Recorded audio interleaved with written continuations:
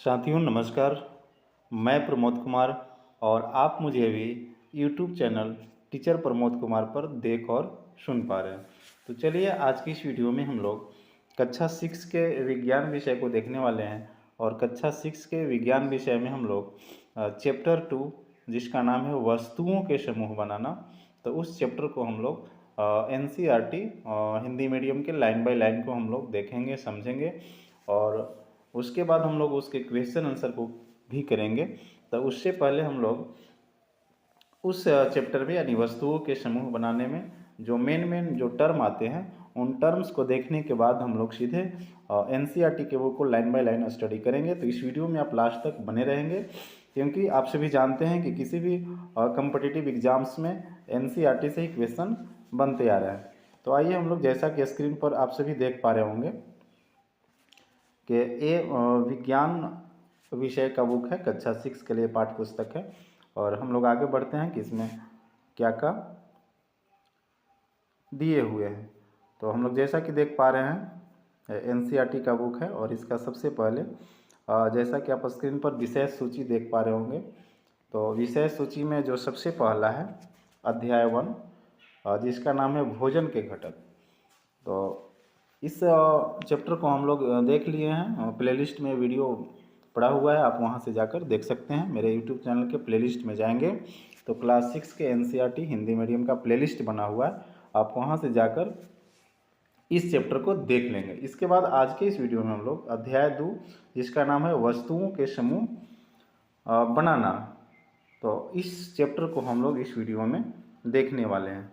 तो चलते हैं हम लोग बारी बारी से। जैसा कि आप देख पा रहे होंगे टोटल 11 चैप्टर है इसमें। तो आइए हम लोग सीधे आ जाते हैं बस स्क्रीन पे। और इसके सबसे पहले हम लोग मेन जो टर्म है इस अध्याय में जो मेन टर्म बनने जा रहे हैं उन सभी टर्मों को हम लोग सबसे पहले देख लेते हैं। तो जैसा कि स्क्रीन पर देख पा रहे होंगे, आप सभी स्क्रीन पर देख पा रहे होंगे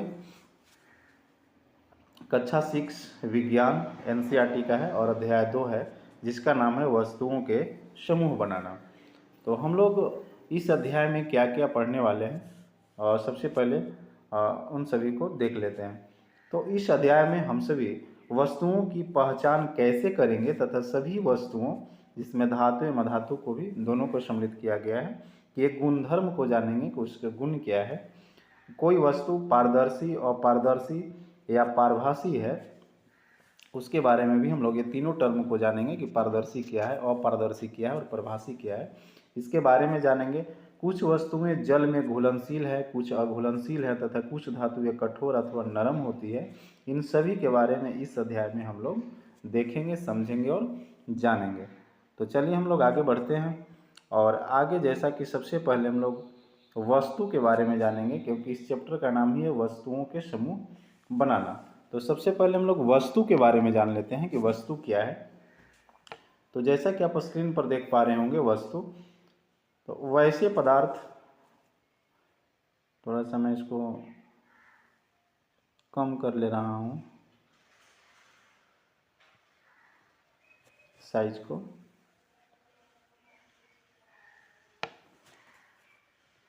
चलिए, तो देख पा रहे होंगे वैसे पदार्थ जो जगह घेरती है, द्रव्यमान एवं भार होती है तथा जिनका स्पर्श हम अपनी ज्ञानेंद्रियों के माध्यम से करते हैं वस्तुएं कहलाती हैं। यानी वैसे पदार्थ जो जगह लेती हैं, जगह घेरती हैं, जिसमें द्रव्यमान एवं भार होती है तथा जिनका स्पर्श हम अपनी ज्ञानेंद्रियों के माध्यम से करते हैं वस्तुएं कहलाती हैं। इसके बाद सेकंड लाइन आप देख पा रहे होंगे कि वे वस्तुएं कई तरह की होती है। कागज, लकड़ी, लोहा के टुकड़े, ये सभी वस्तुएं हैं। यानी एग्जाम्पल्स के रूप में बताया गया है कि जैसे आप कागज़ देख रहे हैं, लकड़ी देख रहे हैं या लोहा के कोई भी टुकड़ा देख रहे हैं, चांदी के कोई टुकड़ा देख रहे हैं, तो जो भी आप देख रहे हैं वो सभी वस्तुएं हैं। इसके बाद हम लोग आगे बढ़ते हुए इससे रिलेटेड हम लोग सभी बातों को जानेंगे। तो जैसा कि आप सभी स्क्रीन पर देख पा रहे होंगे कि कुछ वस्तुएं जो है वो प्लास्टिक, लकड़ी एवं लोहे के बने होते हैं। प्लास्टिक से बनी हुई, लकड़ी से बनी हुई एवं लोहे की बनी हुई वस्तुएं को अलग अलग समूह में हम लोग जानेंगे। यानी प्लास्टिक से बनी हुई वस्तु, लकड़ी से बने हुए वस्तुएं एवं लोहे के बने हुए वस्तुओं को हम लोग अलग अलग समूह में कर हम लोग इस अध्याय में जानने वाले हैं। तो किसी भी वस्तुओं की दो तरह की विशेषताएं होती है। सबसे पहला भौतिक विशेषताएं, जिसमें हम लोग बाहरी रूप से जो दिखाई देती है, और एवं रासायनिक विशेषताएं जो आंतरिक होती है। तो इस अध्याय में हम लोग सिर्फ भौतिक विशेषताएं को जानेंगे वस्तुओं के बारे में, यानी भौतिक रूप से, फिजिकली रूप से वो बाहरी रूप से किस तरह से दिखाई पड़ती है, उन सभी बातों को हम लोग इसमें जानने वाले हैं। तो सबसे पहले हम लोग, इसके बाद हम लोग देख पाएंगे पदार्थों के गुण, कि पदार्थों के गुण क्या होते हैं। तो पदार्थों के गुण, हम कैसे किसी पदार्थ को चिन्हित या पहचान कर सकते हैं। पदार्थ के दो गुण भौतिक एवं रासायनिक होते हैं। इस अध्याय में हम पदार्थ के भौतिक गुण को जानेंगे। यानी जैसा कि हम लोग इससे पहले जाने कि पदार्थ की जो विशेषताएं होती हैं, जो गुण होती हैं, वो दो होती है, भौतिक एवं रासायनिक। तो इस अध्याय में हम लोग पदार्थों के भौतिक गुणों के बारे में जानेंगे और हम लोग कैसे पहचान कर पाएंगे कि कौन सा धातु क्या है, यानी कौन सा धातु या कौन वस्तु जो है और किस मटेरियल का बना हुआ है। इस चीज़ को हम लोग इस वीडियो में जानने वाले हैं। तो जो सबसे पहला गुण होता है, आप स्क्रीन पर भी देख पा रहे होंगे, वो सबसे पहला जो गुण है वह है दिखावट, यानी एपियरेंस, यानी दिखने में कैसा लगता है। एपियरेंस का वर्ड, एपियरेंस वर्ड का मतलब समझ रहे होंगे आप लोग। तो हम लोग इसमें जानने वाले हैं कि दिखावट यानी अपीयरेंस से कौन सा गुण है। तो बहुत सारे पदार्थ हैं जो अलग अलग दिखाई देते हैं, एक दूसरे से अलग दिखते हैं। जैसे लोहा, तांबा, एल्युमिनियम जो भिन्न भिन्न दिखाई देते हैं, यानी लोहा अलग से दिखाई देती है, तांबा अलग से दिखाई देती है, एल्युमिनियम अलग से दिखाई देती है। हम लोग देखते हुए पहचान लेते हैं कि कौन सा लोहा है, कौन सा तांबा और कौन सा वस्तु एल्युमिनियम का बना हुआ है।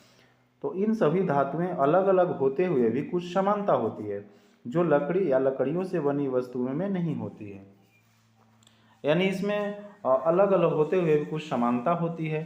लकड़ी के पदार्थ अलग तथा लोहे के पदार्थ अलग दिखाई देते हैं। यानी जो लोहा का बना हुआ होता है वो अलग से दिखाई देता है, जो लकड़ी का बना होता है वो अलग से दिखाई देती है।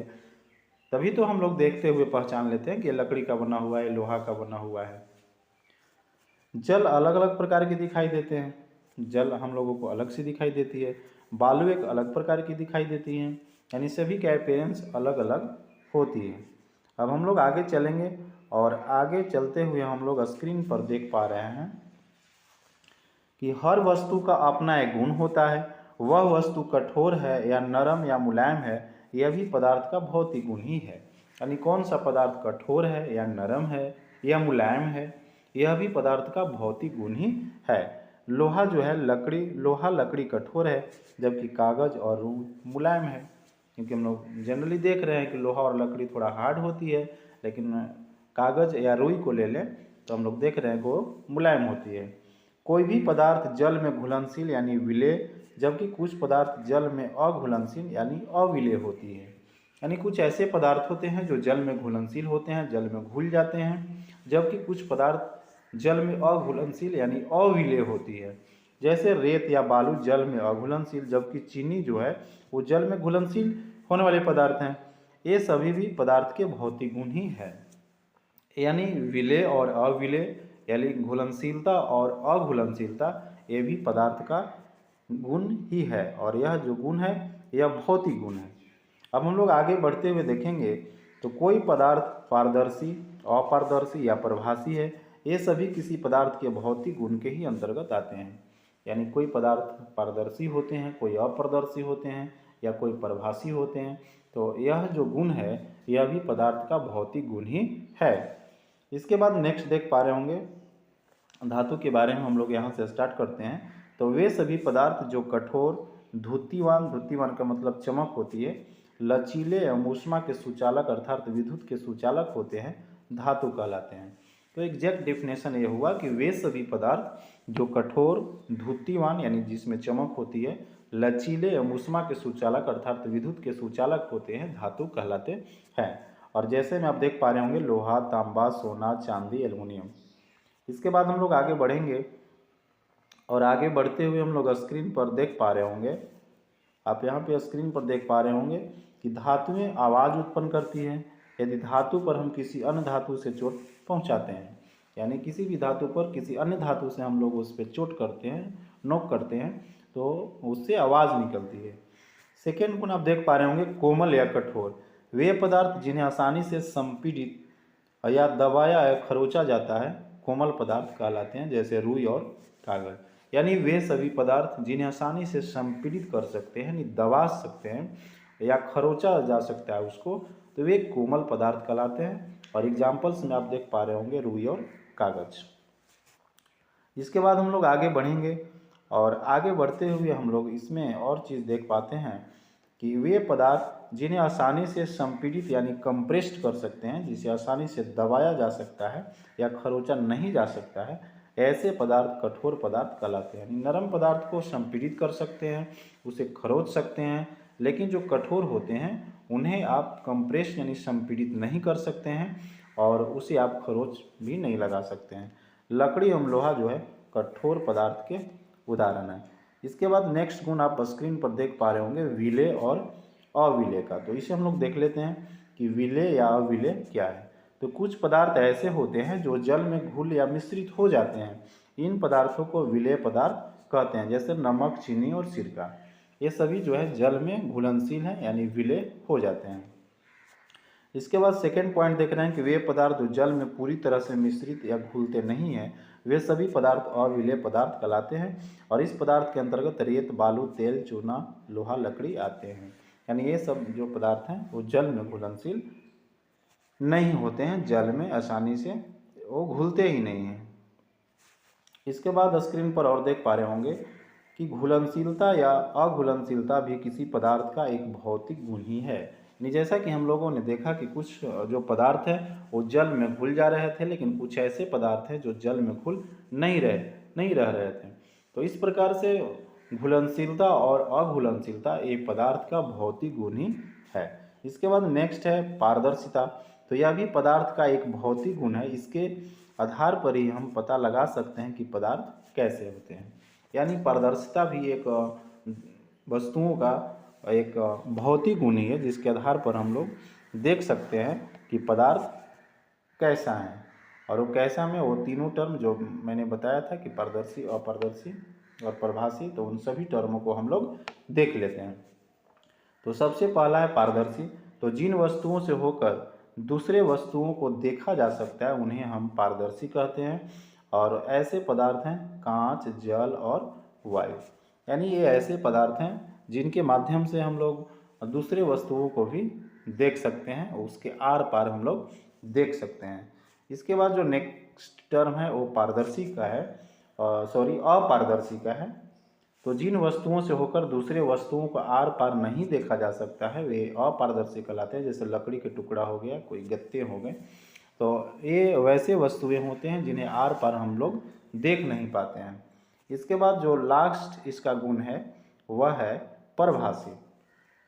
तो परभासी को हम लोग स्क्रीन पर जैसा कि देख पा रहे हैं कि वे पदार्थ या वस्तुएं जिनके आर पार देखा जा सकता है लेकिन पूर्ण रूप से नहीं देख सकते हैं।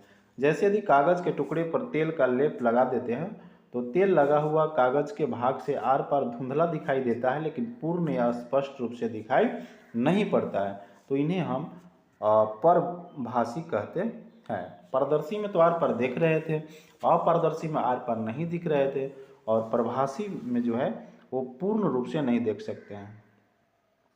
इसके बाद इससे रिलेटेड कुछ और पॉइंट है जिन्हें हम लोग देख लेते हैं। तो कुछ पदार्थ जल में तैरते हैं और कुछ पदार्थ जल में डूब जाते हैं। ये सभी घनत्व के कारण होता है। वह पदार्थ जो जल से हल्की होती है, यानी उस पदार्थ का घनत्व जल से हल्का यानी कम होता है, इसलिए वह पदार्थ जल के सतह पर तैरता है, जैसे लकड़ी, कागज, घास फूस। जबकि आप स्क्रीन पर देख पा रहे होंगे कि लोहा या कोई अन्य धातु जल में डूब जाता है, क्योंकि लोहा या अन्य वस्तुओं का जो घनत्व होता है वो जल से ज़्यादा होता है, इसलिए वह डूब जाता है। इसके बाद हम लोग चलते हैं एनसीईआरटी बुक में, और एनसीईआरटी बुक को हम लोग उसको लाइन बाय लाइन देखते हैं। तो चलिए हम लोग जैसा कि स्क्रीन पर आ गए हैं, और स्क्रीन पर जैसा कि देख पा रहे हैं चैप्टर 2 है वस्तुओं के समूह बनाना। तो अब हम लोग इस चैप्टर को लाइन बाय लाइन, जो एनसीईआरटी हिंदी मीडियम क्लास 6 का बुक है, तो इसके चैप्टर 2 के हम लोग जिसका नाम है वस्तुओं के समूह बनाना, तो इस चैप्टर को हम लोग लाइन बाय लाइन देखते समझते हैं। तो चलिए हम लोग आगे बढ़ते हुए, जैसा कि स्क्रीन पर देख पा रहे हैं, थोड़ा सा मैं इसको और बढ़ा दे रहा हूँ। चलिए देखिए, तो जैसा कि स्क्रीन पर देख पा रहे होंगे, सबसे जो पहला पॉइंट है वह है हमारे चारों ओर की वस्तुएं। तो हमने देखा है कि हमारे भोजन तथा वस्त्रों में बहुत अधिक विविधता है। जैसे कि हम लोग देखते हैं, भोजन भी अलग अलग प्रकार के करते हैं, वस्त्र भी हम लोगों का अलग अलग प्रकार की होती है। हर स्थान पर इसी प्रकार की विविधता वाली अनेक वस्तुएं होती हैं। तो इसी प्रकार से हम लोग के आसपास जितनी भी वस्तुएं होती है, इनमें विविधता होती है, यानी अलग अलग प्रकार की वस्तुएं होती है। हम अपने चारों ओर कुर्सियाँ, बैलगाड़ियाँ, साइकिलें, खाना पकाने के बर्तन, पुस्तकें, वस्त्र, खिलौने, जल, पत्थर तथा अन्य वस्तु जो है वो देखते हैं। यानी हम लोग इसी प्रकार से हम लोग आसपास जो है बहुत प्रकार की वस्तुएं को देखते हैं। तो इसके बाद हम लोग आगे चलेंगे, और आगे चलते हुए हम लोग सभी बातों को जो इसमें और चीज़ दिए हुए हैं उन सभी को हम लोग देखने वाले हैं। तो इस प्रकार से जैसा कि देख पा रहे हैं स्क्रीन पर भी, जैसा कि आप सभी देख पा रहे होंगे कि जो सबसे फर्स्ट पॉइंट है वह पॉइंट है हमारे चारों ओर की वस्तुएं। तो इन सभी वस्तुओं की जो आकृतियां होती हैं, उनका रंग होता है और उनका जो गुण होते हैं वो भिन्न भिन्न होते हैं। यानी हम लोग आसपास में बहुत प्रकार की वस्तुएं देखते हैं जिसकी आकृति अलग अलग होती है, रंग भी अलग अलग होते हैं और उनके गुण भी अलग अलग होते हैं। और जैसा कि चित्र 2.1 में देख पा रहे हैं, जैसा कि यहाँ फिगर आप देख पा रहे होंगे, हमारे चारों ओर की वस्तुएं, चित्र 2.1 में हमारे चारों ओर की वस्तुएं। तो यहाँ अलग अलग प्रकार की जो है वो वस्तुएं दिए गए हैं, और जिसका शेप अलग है, कलर अलग है और सभी का गुण भी अलग अलग है। तो हम लोग आगे बढ़ेंगे, और आगे जैसा कि स्क्रीन पर देख पा रहे होंगे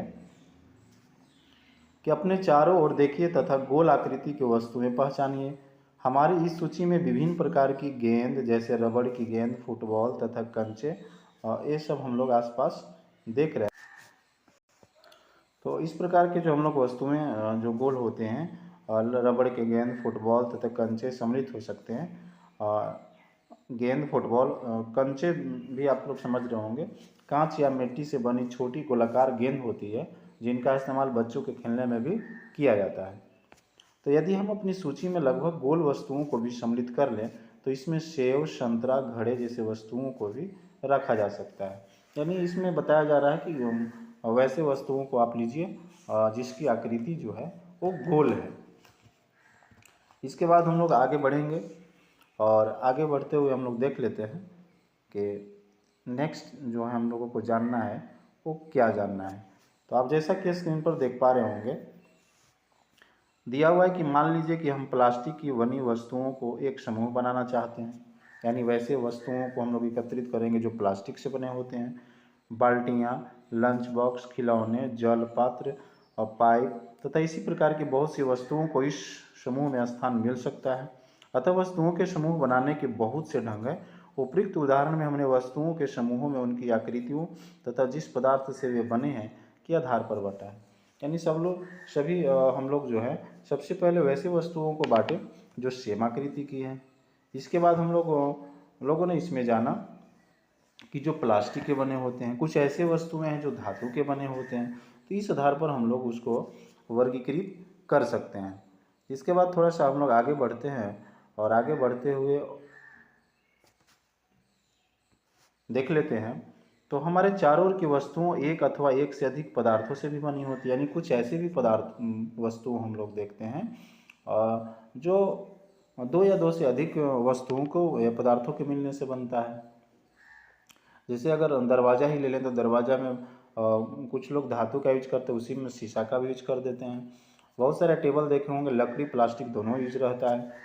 तो ये पदार्थ जो है कांच, धातु, प्लास्टिक, लकड़ी, रुई, कागज़ पंख तथा मृदा हो सकते हैं। पंख का मतलब समझ रहे होंगे। मृदा जो गाद के रूप में होता है, जिसमें पानी का मिश्रण होता है, जिसको कीचड़ कह सकते हैं। क्या आप पदार्थों के और अधिक उदाहरणों के विषय में विचार कर सकते हैं? तो और बहुत सारे उदाहरण हो सकते हैं।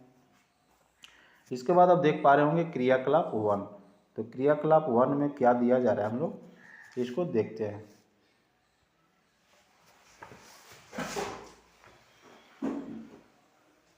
तो यहाँ कहा जा रहा है कि आइए अब हम अपने चारों ओर से जितना संभव हो सके उतनी वस्तु एकत्र करते हैं। हम में से प्रत्येक अपने घर से प्रतिदिन उपयोग होने वाली एक वस्तु ला सकते हैं तथा कुछ वस्तुएं कक्षा के कमरे अथवा विद्यालय के बाहर से एकत्र कर सकते हैं। हमारे इस संग्रह में हमारे पास क्या होगा?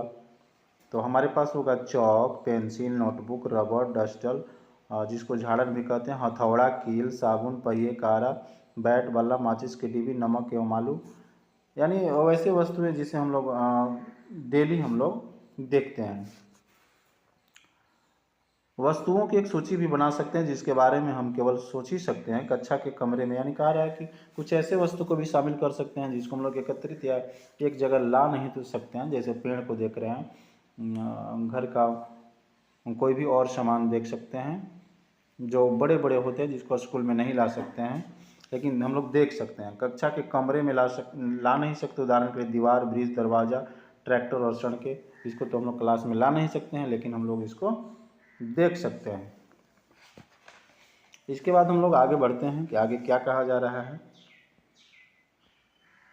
तो आगे जैसा कि स्क्रीन पर देख पा रहे होंगे कि इस संग्रह से उन सभी वस्तुओं को पृथक कीजिए जो कागज अथवा लकड़ी से बनी होती है। यानी जितने भी हम लोग इकट्ठा किए वस्तुओं को उसका हम लोग पृथक करें, यानी कौन कागज से बना हुआ है और कौन लकड़ी से बना हुआ है। तो इस प्रकार आप सभी वस्तुओं को दो समूहों में बांट सकते हैं। इनमें एक समूह की सभी वस्तुएं कागज अथवा लकड़ी से बनी है तथा दूसरे समूह की वस्तुएं इन पदार्थों से नहीं बनी है। यानी जितना भी हम लोग मटेरियल का, जैसे मैंने नाम पहले जिक्र किया, तो उसको बांटिए कि कौन कागज़ से बने हैं, कौन लकड़ी से बने हैं। और कुछ उसमें वैसे वस्तुएं होंगी जो ना कागज़ से बनी हुई ना लकड़ी से बनी हुई हैं। यानी तीन प्रकार से उसको वर्गीकृत करना है। इसी प्रकार हम खाना पकाने में उपयोग होने वाली वस्तुओं को पृथक कर सकते हैं। आइए अब हम कुछ अधिक योजनाबद्ध होते हैं। एकत्र की गई सभी वस्तुओं के सारणी 2.1 में सूची बनाइए।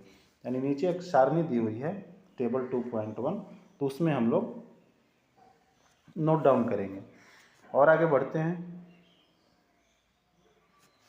जब हम आगे बढ़ते हैं तो यहाँ देख पा रहे हैं कि प्रत्येक वस्तु जिन जिन पदार्थों से बनी है उनको पहचानने का प्रयास कीजिए। यानी कौन सा वस्तु जो है वो किस पदार्थ से बना हुआ है उसको क्लेरिफाई करके हम लोग टेबल 2.1 में लिखते हैं। इतनी लंबी सारणी बनाना जिसमें जितनी वस्तु संभव उन सभी के बारे में सूचना एकत्र करके लिखना एक कौतुक हो सकता है। एकत्र की गई वस्तुओं में से कुछ वस्तुओं के पदार्थों के बारे में पता लगाना कठिन कार्य प्रतीत हो सकता है। ऐसे प्रकरणों में पदार्थ की पहचान के लिए अपने मित्रों, शिक्षक तथा अभिभावकों से भी विचार विमर्श कर सकते हैं। तो आगे आइए हम लोग देखते हैं क्रियाकलाप 2 है कि क्रियाकलाप 2 में क्या कहा जा रहा है। तो यहाँ पे कहा जा रहा है कि सारणी 2.2 में कुछ समान पदार्थों की सूची दी गई है। इनके अतिरिक्त अपनी जानकारी के और अधिक पदार्थ आप इस सारणी के कॉलम 1 में जोड़ सकते हैं।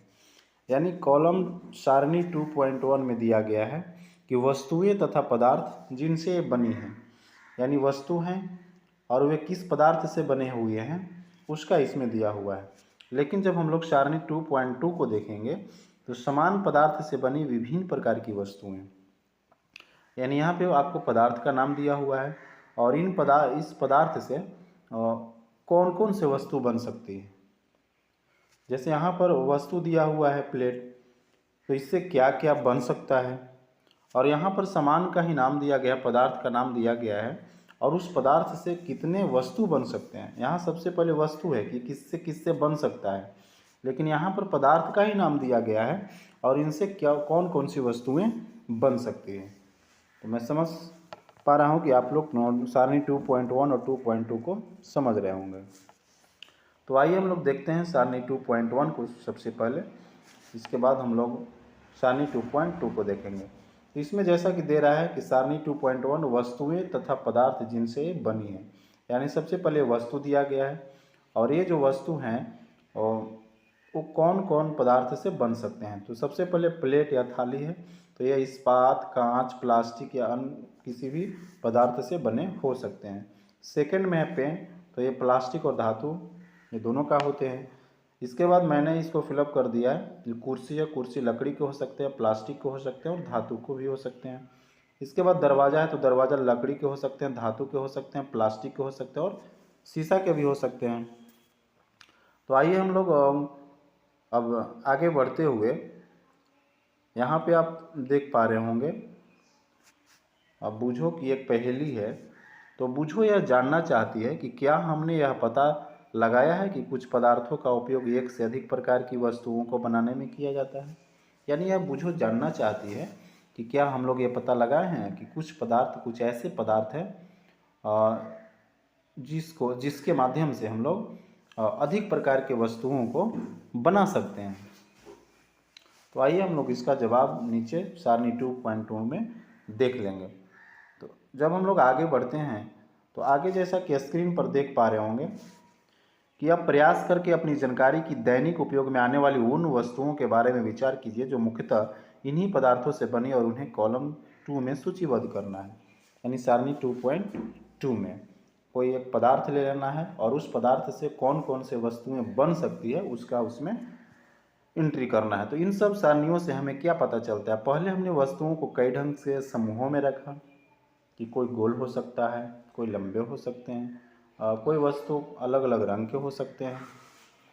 इसके पश्चात हमने यह पाया कि हमारे चारों ओर की वस्तुएं विभिन्न पदार्थों से बनी होती हैं।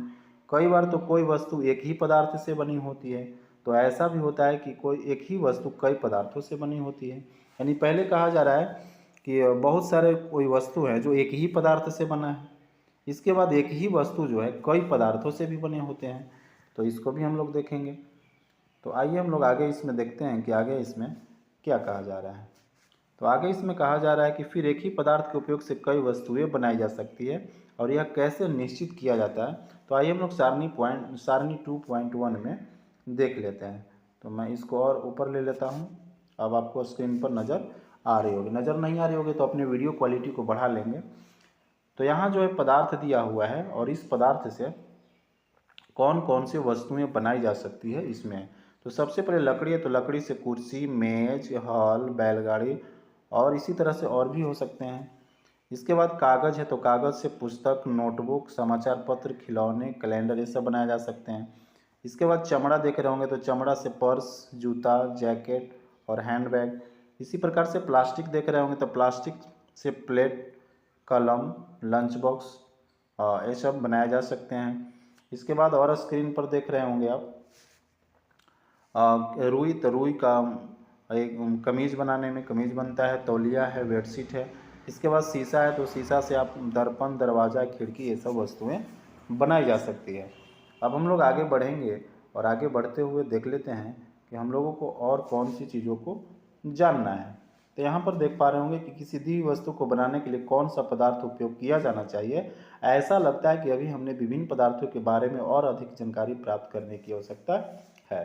तो आइए हम लोग पदार्थों के कौन कौन से गुण होते हैं उन सभी गुणों को हम लोग बारी बारी से देख लेते हैं। तो सबसे पहले आप यहाँ देख पा रहे होंगे पदार्थों के गुण के बारे में जानना है। तो क्या आपने कभी यह जानने का प्रयास किया है कि गिलास जो है कपड़े के क्यों नहीं बनाया जाता। यह ध्यान में रखिए कि हम गिलास का उपयोग सामान्यतः द्रवों को रखने के लिए करते हैं, इसलिए अब यदि हम कपड़े का गिलास बनाएं तो क्या हमारा यह कार्य काफ़ी हास्यास्पद प्रतीत नहीं होगा। कहा जा रहा है कि यदि गिलास हम लोग कपड़ा के बना दे तो क्या उसमें कोई गलती होगी, तो बिल्कुल ही होगी, क्योंकि वो द्रवों को रखने के लिए है। और यदि हम लोग कागज़ के बना हुआ गिलास में रखते हैं तो बिल्कुल ही वो नहीं रह पाएगा, जैसा कि चित्र 2.2 में दिखाया जा रहा है। तो हम लोग फिगर 2.2 को भी देखेंगे, लेकिन इससे पहले हम लोग इससे रिलेटेड और बातों को जान लेते हैं। जैसे आप यहाँ पर फिगर देख पा रहे होंगे, यहाँ एक गिलास को, लिक्विड को कागज़ या कोई कपड़ा के गिलास में रख रही है, तो आप देख पा रहे होंगे नीचे बूंद के रूप में गिर रहा है। अब तो हम लोग पदार्थों के गुण के बारे में कुछ और बातों को जानेंगे। तो जैसा कि स्क्रीन पर देख पा रहे होंगे कि गिलास जो है बनाने के लिए हमें कांच, प्लास्टिक, धातु अथवा कोई ऐसा पदार्थ चाहिए जो जल को रोक सकता है। इसी प्रकार खाना पकाने वाले पात्र बनाने के लिए कागज का उपयोग करना भी कोई बुद्धिमानी का कार्य नहीं माना जाएगा। जिस प्रकार से कागज या कपड़ा के गिलास में पानी नहीं रुक पा रहा है, तो उसी प्रकार से यदि खाना बनाने वाला चीज़ अगर हम कागज के से बना दें तो वह जल सकता है, जल ही जाएगा। तो अब हम यह देखते हैं कि हमारे द्वारा किसी वस्तु को बनाने के लिए किसी पदार्थ का चयन किया जाना आवश्यक है। इसलिए हम लोग किसी भी वस्तु की आवश्यकता होती है तो उसके पहले गुण को देख लेते हैं, तभी उसका यूज करते हैं। नहीं तो खाना बनाने हम लोग जाएंगे और उसका गुण रहेगी कि वो आसानी से जल जाएंगे, तो फिर तो खाना बनने से पहले ही ये जल जाएगा, बर्तन ही जल जाएगा। अब हम लोग आगे बढ़ते हुए आगे हम लोग देखेंगे कि आगे क्या हमें जानना है। तो आगे जैसा कि स्क्रीन पर देख पा रहे होंगे कि चित्र 2.2 कपड़े के गिलास का उपयोग करते हुए जिस प्रकार से कपड़ा के गिलास में पानी रख रही है तो यहाँ पर बूंद के रूप में गिर रही है। उस पदार्थ के गुणों तथा उपयोग की जाने वाली वस्तु का प्रयोजन पर निर्भर करता है। यानी किसी भी वस्तु का हम लोग को उपयोग करना है तो उसके गुणधर्म को जानना जरूरी है। अतः पदार्थों का वह सब गुण क्या है जो उसके उपयोग के लिए महत्वपूर्ण होते हैं। नीचे कुछ गुणों को विवेचना की गई है जिसे हम लोग बारी बारी से सभी गुणों को देखेंगे। तो जो सबसे पहला गुण आता है वह होता है दिखावट, जिसे इंग्लिश में अपीयरेंस कहा जाता है। तो आप देख पा रहे होंगे स्क्रीन पर दिखावट। तो पदार्थ प्राय एक दूसरे से भिन्न दिखाई देते हैं। लकड़ी लोहे से बिल्कुल भिन्न दिखाई देता है, लोहा तांबे अथवा एल्युमिनियम से भिन्न दिखाई पड़ता है, परंतु फिर भी लोहे, तांबे तथा एल्युमिनियम में कुछ समानताएं हो सकती है जो लकड़ी में नहीं पाई जाती है। यानी हम लोग देखते हैं कि लकड़ी और लोहा जो है बिल्कुल अलग अलग दिखाई देता है। लोहा, तांबा और एल्युमिनियम भी अलग अलग दिखाई देता है। हम लोग देखते ही पहचान लेते हैं कि ये लोहा है, ये तांबा है या अथवा एल्युमिनियम है। परंतु जैसे लोहा, तांबा, एल्युमिनियम देखने में तो अलग अलग है, लेकिन उसमें कुछ समानता भी है, जैसे वो कठोर होते हैं। अब हम लोग क्रियाकलाप को देखेंगे कि क्रियाकलाप 3 में क्या कही जा रही है। तो विभिन्न पदार्थों जैसे गत्ता, लकड़ी, तांबे का तार, एल्युमिनियम की शीट और चौक के छोटे छोटे टुकड़े एकत्र कीजिए। क्या इनमें से कोई चमकीली दिखाई पड़ती है? चमकीले पदार्थों को एक समूह में पृथक कीजिए।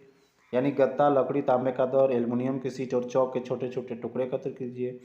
अब हमको उसमें देखना है कि कौन सा चमकता है, यानी कौन सी चमकीले हैं और कौन चमकीले नहीं हैं। अब जैसे ही आपके शिक्षक प्रत्येक पदार्थ को 2 भागों में काटे, ताजे कटे पृष्ठों को ध्यान से देखिए जैसा कि चित्र 2.3 में दिखाया गया। तो उस फिगर को भी हम लोग देखेंगे। तो आपने क्या पाया? क्या इन पदार्थों में से कुछ के ताजे पृष्ठ चमकीले हैं? इन वस्तुओं को भी चमकीले पदार्थों के समूह में सम्मिलित कीजिए। तो आइए हम लोग देखते हैं। क्या आप अन्य पदार्थों में इसी प्रकार की कोई चमक अथवा धुती दिखाई देते हैं? धुती की मैंने जैसे ही इन सभी टर्मों को बताया था कि जिसमें चमक होती है।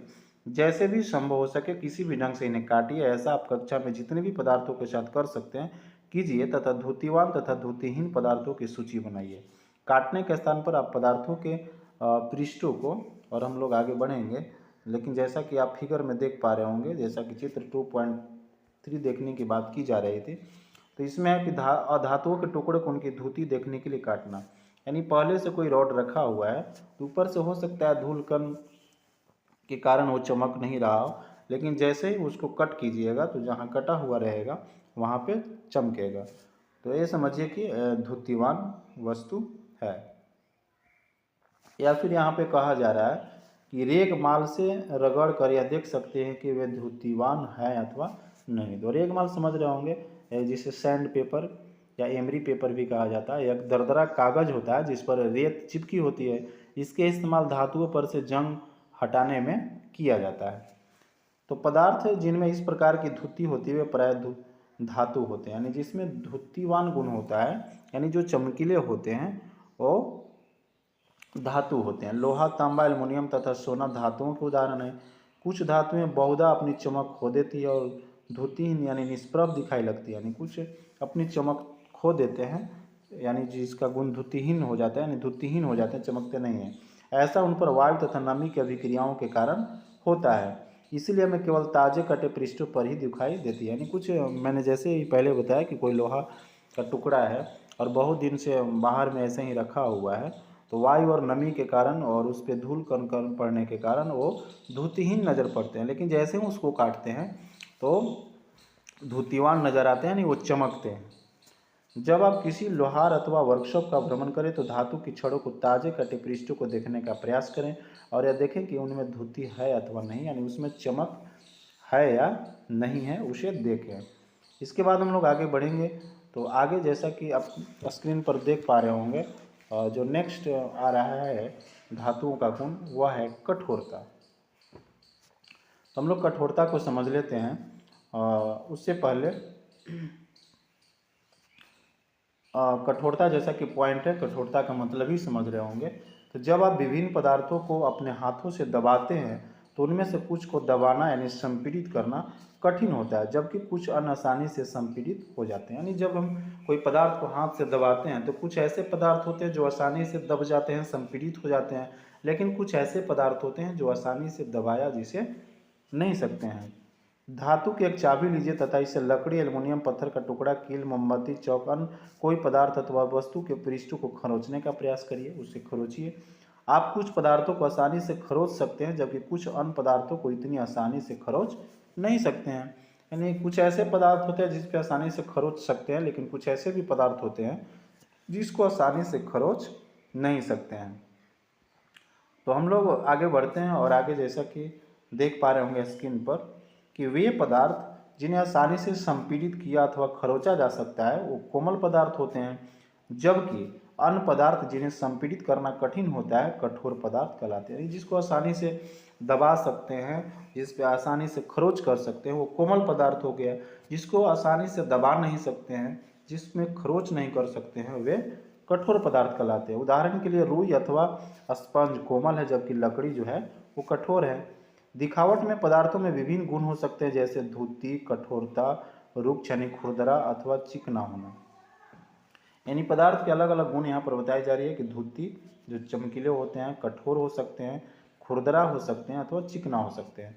क्या आप अन्य गुणों के बारे में सोच सकते हैं जो किसी पदार्थ को दिखावट का वर्णन करते हैं? तो अगर वैसे आपको दिमाग में आ रहा है तो उसको भी आप सोच सकते हैं। अब हम लोग नेक्स्ट जो देखेंगे वो विलेय अथवा अविलेय, तो उसे भी हम लोग देख लेते हैं।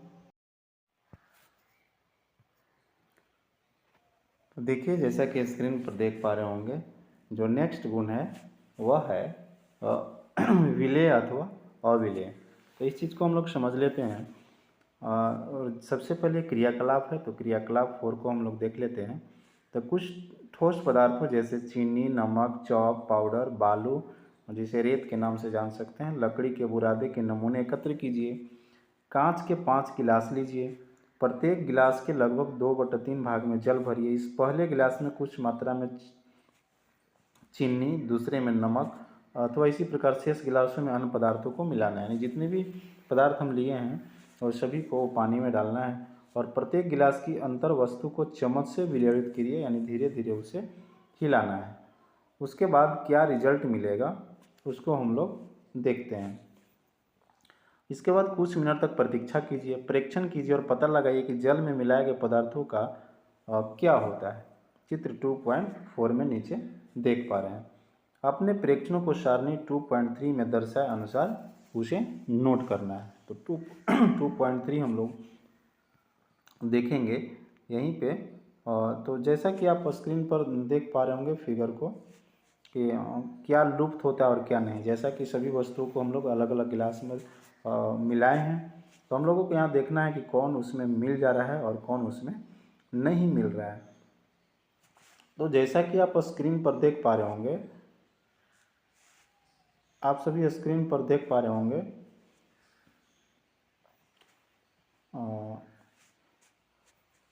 कि ये पदार्थ हैं और यहाँ पर लिखा रहा है कि जल में लुप्त हो जाता है और कौन लुप्त नहीं होता है। तो सबसे पहले आप नमक देख पा रहे होंगे, तो जल में पूर्णतः लुप्त हो जाता है, नहीं घुल जाता है। चीनी है ये भी लुप्त हो जाता है। बालू जो है वो उसमें नहीं घुलता है। चौक पाउडर भी पूर्णतः नहीं घुलता और लकड़ी का बुरादा भी पूर्ण रूप से नहीं घुलता है।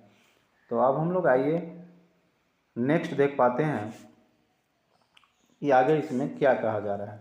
तो आप यह पाएंगे कि कुछ पदार्थ जल में पूर्णतः लुप्त हो गए, अर्थात घुल गए यानी विलीन हो गए। हम यह कह सकते हैं कि ये पदार्थ जल में विलय हैं, यानी जो जल में घुल गया वो जल में विलय हो गया।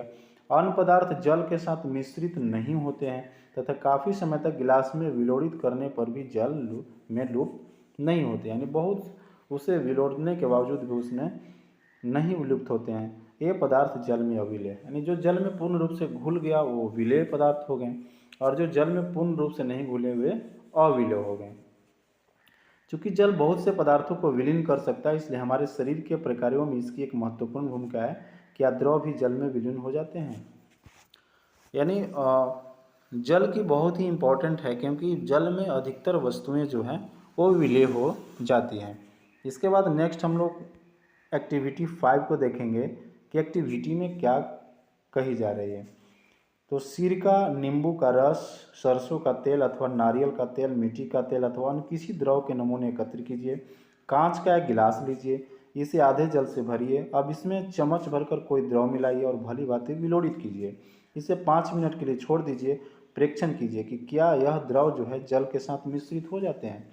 यानी जो नींबू का रस, सिरका, सरसों का तेल अथवा नारियल का तेल, मिट्टी का तेल अथवा अन्य किसी द्रव के नमूना लेना है और उसको एक कांच के गिलास में लेना है ताकि हम लोग बाहर से उसे देख पाए। उसके बाद उसमें जल भी मिला देना है और उसके बाद विलोड़ने के बाद उसे देखना है कि क्या उसमें पूर्णतः घुल गया या नहीं घुल गया। इसके बाद हम लोग चित्र 2.5 में जैसा कि आप देख पा रहे होंगे, क्या द्रव जल में भली भांति मिश्रित हो जाते हैं जबकि कुछ नहीं होते हैं। आप स्क्रीन पर भी देख पा रहे होंगे और यहाँ पर लिखा हुआ भी है चित्र 2.5 में कि कुछ द्रव जल में भली भांति मिश्रित हो जाते हैं जबकि कुछ नहीं होते हैं। तो चित्र 2.5 जितने अधिक अन्य द्रव आपको उपलब्ध हो सके उन सभी के साथ इस प्रयोग को दोहराना है। अपने प्रेक्षणों को सारणी 2.4 में लिखना है। आगे हम लोगों को सारणी 2.4 मिलेगा तो उसमें लिखना है कि कौन सा जो द्रव है वो जल में मिश्रित हो गया।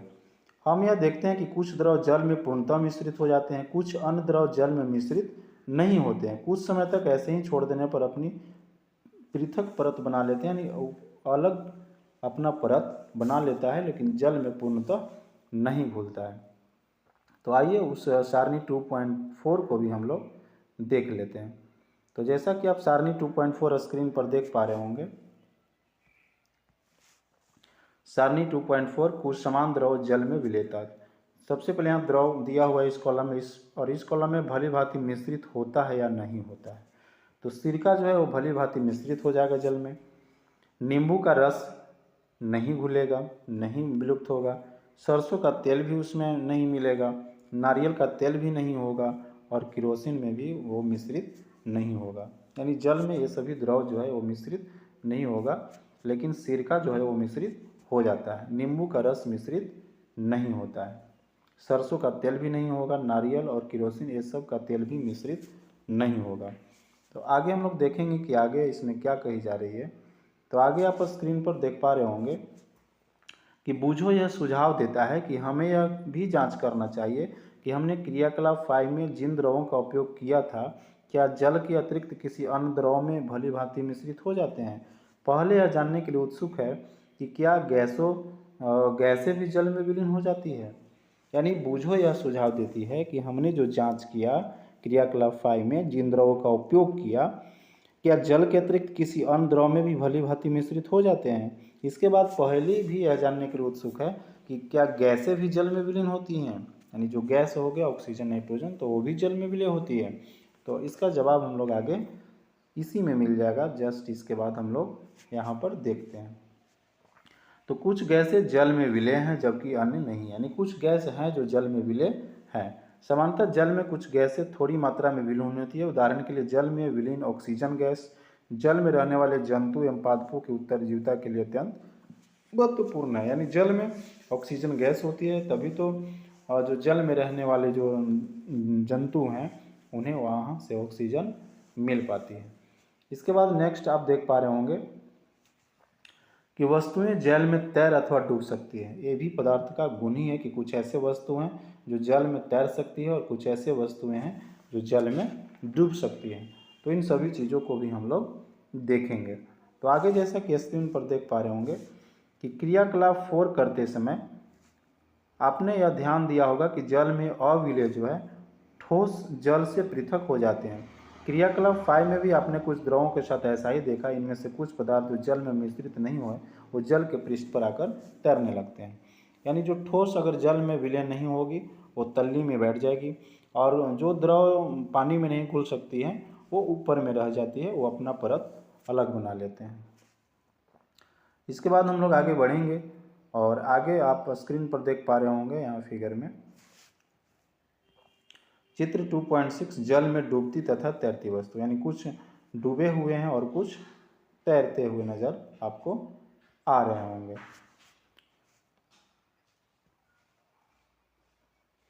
आगे हम लोग बढ़ते हैं और आगे हम लोग बढ़ते हुए और चीज़ों को जान लेते हैं। क्या यह सही नहीं है? हम ऐसे बहुत से उदाहरण देखते हैं जिनमें पदार्थ जल में तैरते रहते हैं अथवा डूब जाते हैं, यानी कुछ डूब जाते हैं कुछ तैरते रहते हैं। किसी तालाब की सतह पर गिरी सूखी पत्तियां, यानी किसी तालाब में आप देखे होंगे सूखी पत्ती ऊपर तैरती रहती हैं।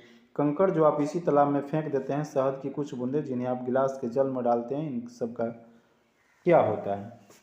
यानी शहद के कुछ बूंद डाल दीजिए तो पानी में आप देखिएगा कि ऊपर में तैर जाएगी कि नीचे डूब जाएगी। कोई आप कंकड़ पत्थर फेंक दे रहे हैं तालाब में तो उसे ध्यान दीजिए कि ऊपर है कि वो नीचे बैठ गया।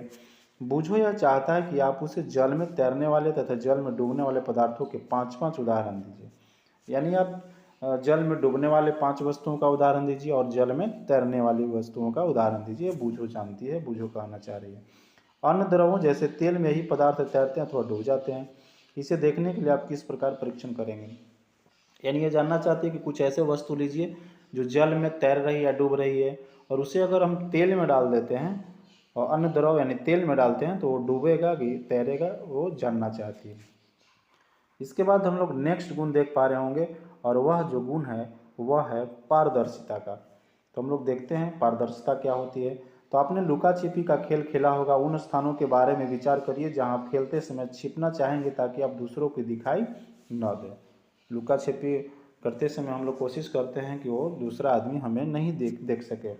आपने इन स्थानों को ही क्यों चुना? क्या आपने कभी शीशे की खिड़की के पीछे छिपने का प्रयास किया है? स्पष्ट रूप से नहीं, क्योंकि ऐसा करने पर आपका मित्र शीशे से देखकर आपका पता लगा लेगा। उन पदार्थों अथवा सामग्रियों जिनसे होकर वस्तुओं को देखा जा सकता है उन्हें पारदर्शी कहते हैं, यानी जिसके आर पार नजर आ जाएगा। जैसे शीशा के दरवाजा के पीछे कोई नहीं छुपना चाहेगा क्योंकि उसके आर पार दिखाई देता है। तो ऐसे पदार्थ पारदर्शी कहे जाते हैं। चित्र 2.7 में उसे दिखाया गया है, तो उसे भी हम लोग देखेंगे। इसके बाद स्क्रीन पर ही देख पा रहे होंगे कि कांच, जल, वायु तथा कुछ प्लास्टिक पारदर्शी पदार्थों के उदाहरण हैं। प्राय दुकानदार बिस्कुट, मिठाइयाँ तथा अन्य खाद्य पदार्थों को कांच अथवा प्लास्टिक के पारदर्शी पात्रों में रखना अधिक पसंद करता है। तो आइए हम लोग आगे देखते हैं कि आगे उसमें क्या कही जा रही है। आप स्क्रीन पर भी देख पा रहे होंगे। स्क्रीन पर आप 3 फिगर देख पा रहे होंगे यहाँ पे, मुखावरण, अपारदर्शी, पारदर्शी और परभासी।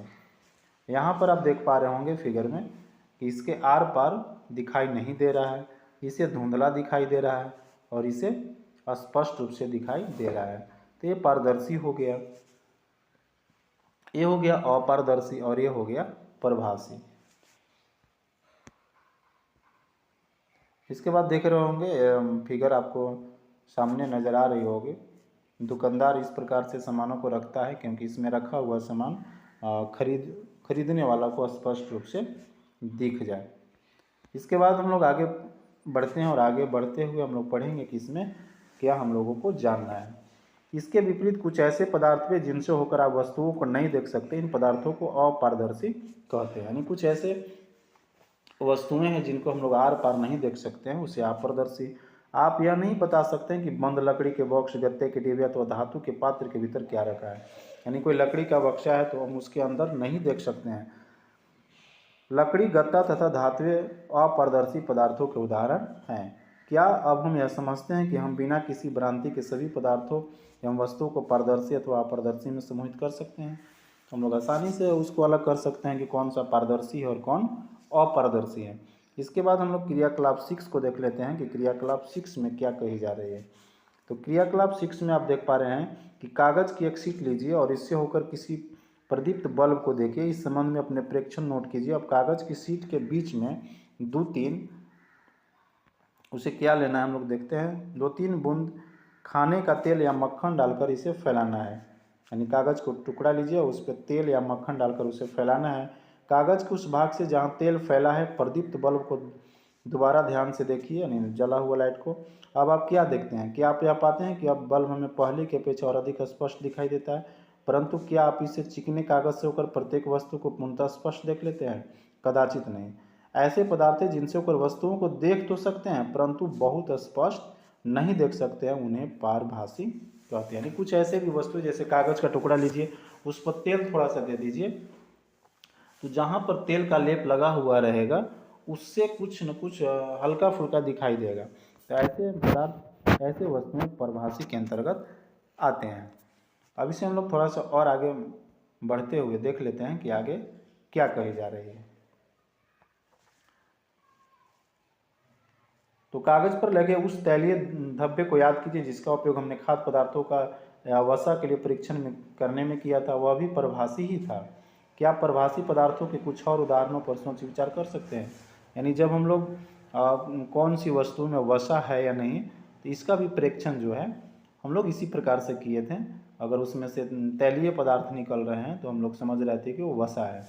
अतः हम पदार्थों को अपारदर्शी, पारदर्शी तथा परभासी के रूप में बांट सकते हैं।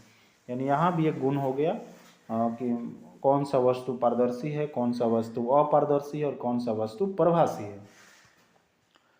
पहले किसी अंधेरे वाले स्थान पर टॉर्च के कांच को हथेली से ढकने का सुझाव देती है। टॉर्च का स्विच ऑन करके हथेली के दूसरी ओर का परीक्षण कीजिए। वह एक जानना चाहती है, इसको पढ़ लेते हैं थोड़ा सा क्या कहा जा रहा है। क्या वह जानना चाहती है कि क्या आपकी हथेली अपारदर्शी है, पारदर्शी अथवा परभासी? यानी आप हथेली को सामने रखिए और वहाँ पे लाइट जलाइए, तो आप देखे होंगे कि सामने वो लाइट जो है वो पूरी तरह से नहीं जाता है, लेकिन लाल लाल थोड़ा सा दिखाई देती है। इसके बाद इसमें आगे क्या कही जा रही है उसे हम लोग देखते हैं। इसके बाद क्वेश्चन आंसर की ओर चलेंगे। तो जैसा कि आप स्क्रीन पर देख पा रहे होंगे कि हमने यह सीख लिया कि पदार्थों की अपनी भिन्न दिखावट होती है तथा इनके जल अथवा अन्य द्रव में चीनी मिश्रित होने के ढंग भिन्न भिन्न होते हैं। यानी कोई डूब सकते हैं, कोई इसमें डूब नहीं सकते हैं, कोई घुल सकते हैं, कोई नहीं घुल सकते हैं, जल में तैर अथवा डूब सकते हैं, अथवा पारदर्शी, अपारदर्शी अथवा परभासी हो सकते हैं। पदार्थों का समूहन उनके गुणों में समानताओं अथवा विभिन्नताओं के आधार पर किया जा सकता है। तो अभी तक हम लोग इस वीडियो में बहुत सारे पदार्थों को गुण देख लिए। इसके बाद इसमें क्या कही जा रही है हम लोग इसको देखते हैं। हमें पदार्थों के समूहों में रखने की आवश्यकता क्यों पड़ती है? दैनिक जीवन में हम प्राय पदार्थों का समूहन अपनी सुविधा के लिए करते हैं। घर में हम अपनी वस्तुओं का भंडारण समानता इस प्रकार करते हैं कि एक जैसी वस्तुएं एक साथ रखें। इस प्रकार की व्यवस्था द्वारा हम आसानी से उनका पता लगा सकते हैं। इसी प्रकार कोई पंसारी प्राय सभी प्रकार के बिस्कुटों को अपनी दुकान के एक कोने में रखता है, सभी साबुनों को अन्य स्थान पर, जबकि अनाज तथा दालों का भंडारण किन्हीं एक स्थान पर। यानी देखे होंगे दुकान वाला भी सभी सामानों को एक जैसे, ड्राई फ्रूट को एक जगह रखेगा, बिस्किट को एक जगह रखेगा, ताकि उसे आसानी से खोजने में आसानी हो। तो इस प्रकार के जो समूहन के लाभप्रद होने का एक दूसरा कारण भी है। पदार्थों को इस प्रकार समूहों में बांटकर उनके गुणों का अध्ययन तथा इन गुणों में किन्हीं भी पैटर्नों का अवलोकन करना सुविधाजनक बन जाता है। इसके विषय में और अधिक अध्ययन जो है हम लोग आगे की क्लास में करेंगे कि पदार्थ का और क्या क्या गुण हो सकता है, क्योंकि इस चैप्टर में हम लोग पदार्थों के भौतिक गुणों को हम लोग देखें। इसके बाद आप इस चैप्टर में देख पा रहे होंगे लास्ट में प्रमुख शब्द रहता है, वह है कठोर, अविलेय, धुतिमय जिसे चमकीला कह सकते हैं, पदार्थ, धातु, अपारदर्शी, रुक्ष यानी खुरदरा, विलेय, प्रभासी, पारदर्शी। तो इन सभी वर्ड के बारे में हम लोगों ने अच्छी तरह से समझ लिया है। इसके बाद कुछ सारांश है। तो सारांश बहुत ही इम्पोर्टेंट होता है, इस चैप्टर का निचोड़ है। तो सबसे फर्स्ट जो पॉइंट आप देख पा रहे होंगे कि हमारे चारों ओर की वस्तुएं अनेक प्रकार के पदार्थों से बनी होती है। यानी हम लोग आसपास जितने भी वस्तुएं देख रही हैं वो अलग अलग प्रकार के पदार्थों से बने हैं।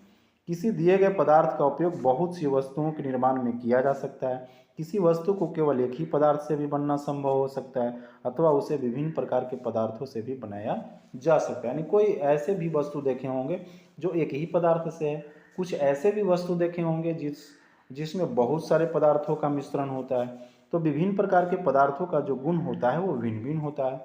ये भी हम लोगों ने इस चैप्टर में देखा। कुछ पदार्थ दिखावट में चमकदार होते हैं जबकि अन्य नहीं। कुछ चमकते हैं, कुछ नहीं चमकते हैं। कुछ खुरदरे होते हैं, कुछ चिकने होते हैं। इसी प्रकार कुछ पदार्थ स्पर्श करने पर कठोर लगते हैं और कुछ अन्य कोमल लगते हैं। तो ये सभी वस्तुओं का गुण है। कुछ पदार्थ जल में विलय होती है, कुछ अन्य अविलय होती है, यानी कुछ उसमें घुल जाती हैं और कुछ नहीं घुलते हैं।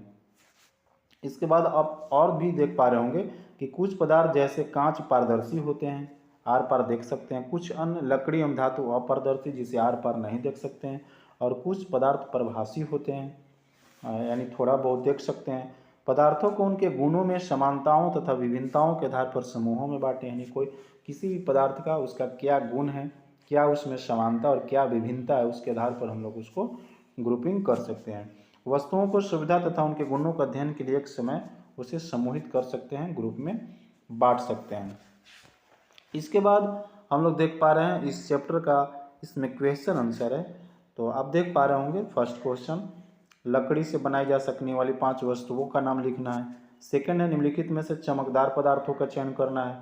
तीसरा है कि निम्नलिखित वस्तु का मिलान उन पदार्थों से करना है जिनसे उन्हें बनाया जा सकता है। याद रखिए कि कोई वस्तु एक से अधिक पदार्थों से मिलकर बनी हो सकती है तथा किसी दिए गए पदार्थों का उपयोग बहुत सी वस्तुओं को बनाने में भी किया जा सकता है। तो इन सभी क्वेश्चन का जवाब हम लोग इसी वीडियो में देख लेंगे। सबसे पहले हम लोग सभी क्वेश्चनों को बारी बारी से देख ले रहे हैं। इसके बाद यहाँ पर क्वेश्चन दे रहा है कि नीचे दिए गए कथन सत्य अथवा असत्य, इसका उल्लेख करिए कि कौन कथन सत्य है और कौन सत्य है। यहाँ पर ढेर सारा क्वेश्चन है। इसके बाद क्वेश्चन नंबर 5 भी देख पा रहे होंगे कि नीचे कुछ पदार्थों तथा पदार्थों के नाम दिए गए हैं और उनको इस प्रकार से समूहित करना है कि गोल अथवा अनाकृति, खाद्य तथा अखाद्य जिसे खा सकते हैं और कुछ ऐसे वस्तु जिसे खा नहीं सकते हैं। 6 नंबर में कि जल में तैरने वाली जिन वस्तुओं को आप जानते हैं उनका सूची बनाना है। जांच कीजिए और देखिए कि क्या वह तेल या मिट्टी के तेल में तैरती हैं या नहीं। 7 नंबर है कि निम्नलिखित समूह में से मेल न खाने वाला ज्ञात करना है और यहाँ पर 4 क्वेश्चन दिया गया है। तो चलिए हम लोग सभी क्वेश्चनों को बारी बारी से हम लोग उसके सॉल्यूशन को देख लेते हैं। हम लोग इस चैप्टर के क्वेश्चन आंसर की ओर चलते हैं और जैसा कि आप सभी स्क्रीन पर देख पा रहे होंगे कक्षा 6 विज्ञान NCERT अध्याय 2 जिसका नाम है वस्तुओं के समूह बनाना।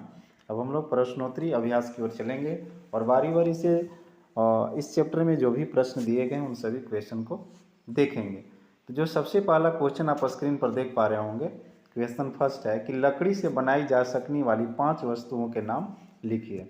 तो 5 वस्तुओं का नाम लिख देना है जो लकड़ी से बनाई जा सकती है। मेज, कुर्सी, पलंग, दरवाजे और बैलगाड़ी। इसके बाद सेकंड क्वेश्चन की ओर हम लोग चलेंगे और सेकंड क्वेश्चन जैसा कि स्क्रीन पर देख पा रहे होंगे, सेकंड क्वेश्चन कि निम्नलिखित में से चमकदार पदार्थों का चयन कीजिए और दिया हुआ है कांच की प्याली, प्लास्टिक का खिलौना, स्टील का चम्मच और सूती कमीज। तो इसमें जो चमकदार पदार्थ है वह है कांच की प्याली और स्टील का चम्मच। इसके बाद क्वेश्चन हम लोग थर्ड की ओर चलेंगे और जैसा कि क्वेश्चन थर्ड आप स्क्रीन पर देख पा रहे होंगे, पहले हम क्वेश्चन को पढ़ ले रहे हैं कि निम्नलिखित वस्तुओं का मिलान उन पदार्थों से कीजिए जिनसे उन्हें बनाया जा सकता है। यानी वैसे वस्तुओं का मिलान करना है जिस पदार्थ से वो बनाया जा सकता है उन्हें। याद रखिए कि कोई वस्तु एक से अधिक पदार्थों से भी मिलकर बनी, यानी कोई ऐसे भी वस्तु होगी जो एक से अधिक वस्तुओं से मिलकर बनी होगी तथा किसी दिए गए पदार्थ का उपयोग बहुत सी वस्तुओं को बनाने में भी किया जा सकता है। यानी कोई पदार्थ है उसका उपयोग बहुत सारी वस्तुओं को बनाने में किया जा सकता है। तो आप देख पा रहे होंगे स्क्रीन पे इधर वस्तु दी गई है और इधर पदार्थ। ये जैसे पुस्तक है, गिलास है, कुर्सी है, खिलौना है और जूते हैं, और इधर आपको इधर मिलान करना है। तो जैसा कि आप स्क्रीन पर भी देख पा रहे होंगे, पुस्तक है तो पुस्तक कागज़ से बनेगा। गिलास है सेकंड में, तो गिलास जो है वो कांच से भी बन सकता है और प्लास्टिक से भी बन सकता है, जैसा कि क्वेश्चन में भी दिया गया था कि एक या एक से अधिक वस्तु से भी मिलकर बनाया जा सकता है। सेकंड में कुर्सी है, तो कुर्सी लकड़ी का भी बनाया जा सकता है और प्लास्टिक का भी बनाया जा सकता है। फिर है खिलौना, तो खिलौना लकड़ी का भी हो सकता है और प्लास्टिक का भी हो सकता है। इसके बाद जूता है, तो जूता चमड़ा का और प्लास्टिक का भी हो सकता है, चमड़ा का भी हो सकता है और प्लास्टिक का भी हो सकता है। तो इसी प्रकार से यहाँ पर इसका आंसर भी दे दिया गया है, जैसा कि आप स्क्रीन पर देख पा रहे होंगे कि पुस्तक जो है से कागज़ से मिलकर बना है, गिलास कांच या प्लास्टिक का हो सकता है, कुर्सी लकड़ी या प्लास्टिक का हो सकता है, खिलौना लकड़ी या प्लास्टिक का हो सकता है, इसके बाद जूता चमड़ा या प्लास्टिक का हो सकता है। इसके बाद हम लोग क्वेश्चन नंबर 4 की ओर चलेंगे, और जैसा कि स्क्रीन पर देख पा रहे होंगे क्वेश्चन नंबर 4, नीचे दिए गए कथन सत्य है अथवा सत्य इसका उल्लेख कीजिए, यानी कौन सा कथन सत्य है और कौन सा सत्य है। तो पत्थर पारदर्शी होता है जबकि कांच अपारदर्शी होता है, तो ये बिल्कुल ही गलत है, यानी इसका आंसर असत्य हो जाएगा। पत्थर पारदर्शी हो नहीं सकता है, क्योंकि पत्थर के आर पार हम लोग देख नहीं सकते हैं। और कांच अपारदर्शी कह रहा है जबकि कांच पारदर्शी होता है। इसके बाद सेकंड क्वेश्चन है कि नोटबुक में धुत्ती होती है जबकि रबर यानी इरेजर में नहीं होती है, ये भी गलत है। धुत्ती यानी चमकीला, तो नोटबुक तो उसमें चमकदार नहीं होते हैं। अधिकतर धातुएं जो है वो चमकदार होती हैं, यानी उसमें धुत्तीवान गुण होता है।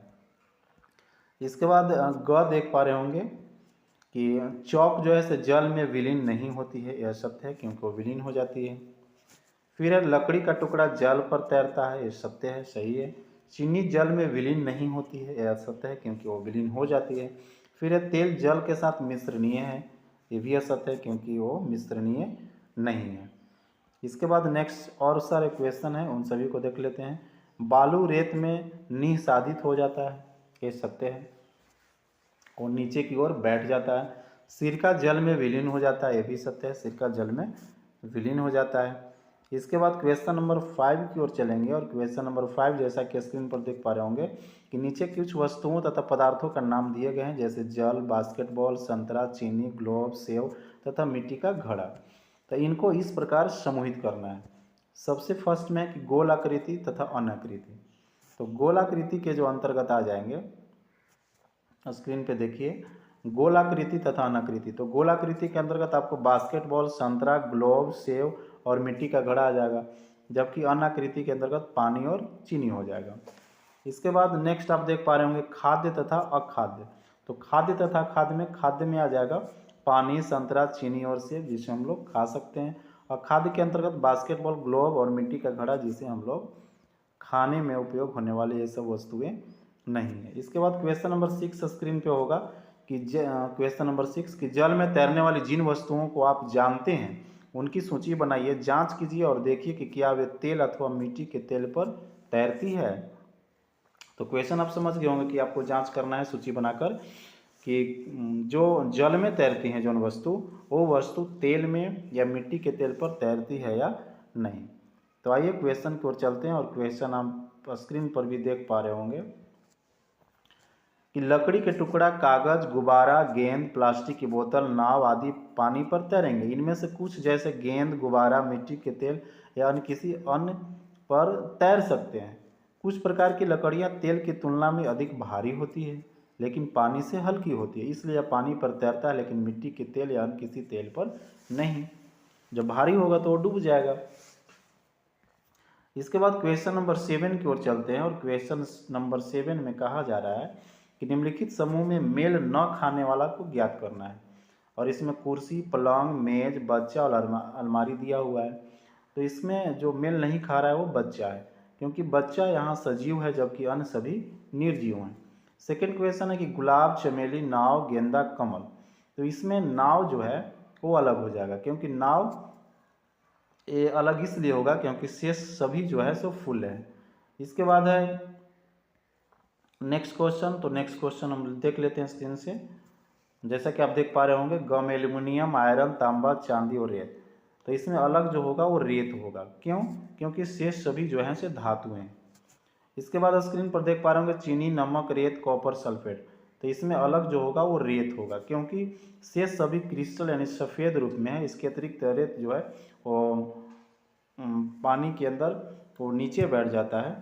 शेष सभी जो है वो पानी में घुलनशील है। तो इस प्रकार से क्लास 6 के यह जो चैप्टर है, चैप्टर का नाम चैप्टर 2 है, वस्तुओं के समूह बनाना। तो इस चैप्टर में हम लोगों ने जितने भी टर्म आ रहे थे उन सभी टर्मों को देखा, और इस चैप्टर में लाइन बाय लाइन एनसीईआरटी को हम लोग इस चैप्टर का वस्तुओं के समूह बनाना को हम लोग लाइन बाय लाइन स्टडी किए। इसके बाद हम लोग क्वेश्चन आंसर को भी देखें। तो अगर ज़रूरत होगी तो इस वीडियो को आप रिपीट करके देख सकते हैं। तो इस वीडियो में बस इतना ही। अब आप सभी से मिलते हैं नेक्स्ट वीडियो में, तब तक के लिए थैंक्स।